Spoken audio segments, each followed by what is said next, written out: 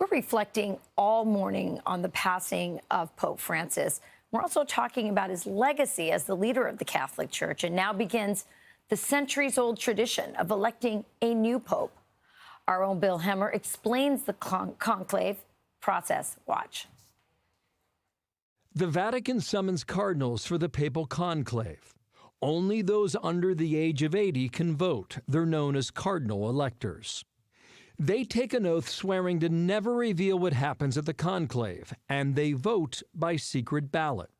Cardinals write their choice for Supreme Pontiff, as it's called. One by one, they bring up their votes to Michelangelo's fresco of Last Judgment and place the ballots in a chalice. The cardinals will vote 4 times each day until one candidate receives 2/3 of the vote.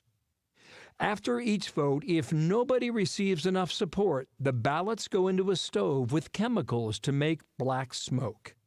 When one candidate receives enough votes, the final ballots are burned with a chemical that turns the smoke white. Here with reaction is Fox News contributor and Catholic journalist Raymond Arroyo. Raymond, Peggy Noonan had an article, an op-ed come out on Pope Francis. She called it a dry-eyed mourning, which I think is descriptive and accurate. For those who don't understand what that means and why a Catholic like Peggy would say that, explain. Well, I think, look, Catholics, our hearts always break when you lose a pope. He's the father of the faith.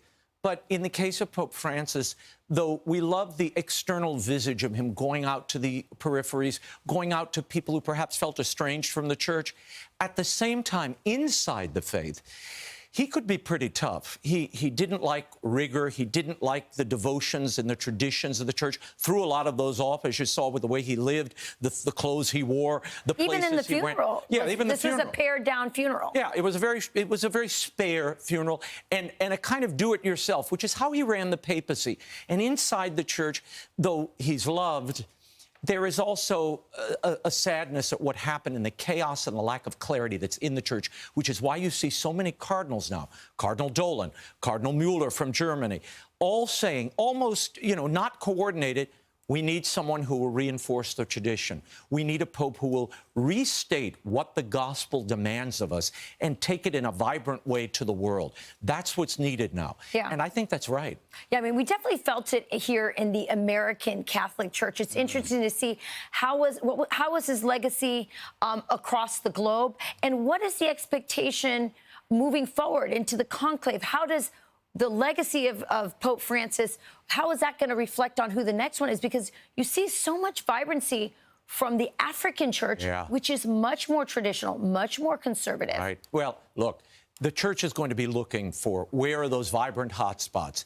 It's Africa, it's Asia, India. That's where things are heating up. However, in the West, we had thousands and thousands of converts here in the United States, 1,700 converts in France. So Europe is opening up, and it's mostly young people. And they're looking for orthodoxy. They're looking for a sure faith they can stand upon to guide their life. And in many areas of the church today, Pope Francis had this synodal approach where he said, let's throw these issues into the middle of the table. Let's have a conversation about it. And he invited everybody in to have that conversation, not the cardinals and bishops. That caused a lot of confusion. The blessing of gay unions in Africa, they went crazy over that. Allowing divorced and remarried Catholics to come to communion without being annulled, that also caused huge controversy. Those controversies need to be settled, and we need a clear path, and there's nothing wrong with devotion. It was interesting. He allowed for outside voices. He wanted to bring more people into the faith, and yet he banned the Latin Mass, which hurt so many cradle Catholics, people who were attracted to Catholicism because of those rituals and traditions and the beautiful liturgy. But, there's an old saying, after a fat pope comes a thin pope, okay?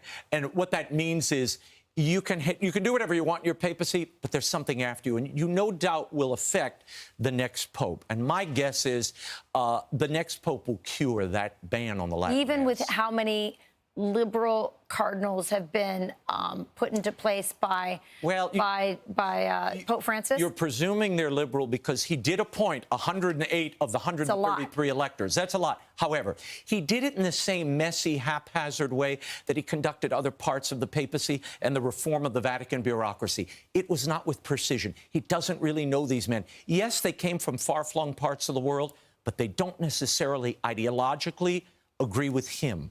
They're not carbon copies. I think he called himself, he often referred to the God of surprises. Pope Francis may have created a papacy of surprises and a conclave of surprises to come. Well, we're looking forward to that. We're looking forward to more of your thoughts and insight as we cover the conclave, which we will do here at Fox News. Delighted to do it. A really fascinating time period we're in right now. Thank you, Raymond. Thank you, Rachel.